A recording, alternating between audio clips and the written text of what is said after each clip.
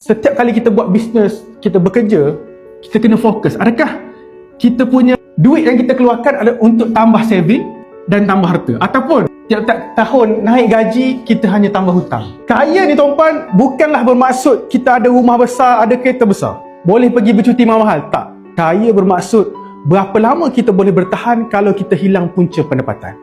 Okey? Jadi macam mana kita nak tahu kita boleh mampu bertahan kalau kita hilang punca pendapatan? Tuan-puan ada banyak saving, ada banyak harta. Okey.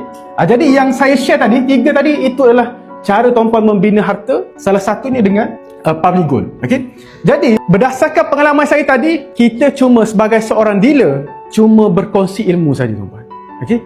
Saya berkongsi ilmu kepada masyarakat sejak daripada tahun 2016 sampailah hari ini di macam-macam platform. Saya tulis blog, kita kongsi kesedaran kepada masyarakat tentang tabungan. Tuan-puan, saya rasa sangat kesian kalau kawan-kawan sendiri terkena scam. Cuba tuan membayangkan, tuan-puan dah ada sedikit ilmu tentang emas, tapi kawan-kawan terdekat tuan-puan terkena skim cepat kaya yang bertopeng kat emas terutamanya. Tak rasa bertanggungjawab ke dekat diri? Okey. Jadi kerja dealer ni tuan-puan sangat mudah.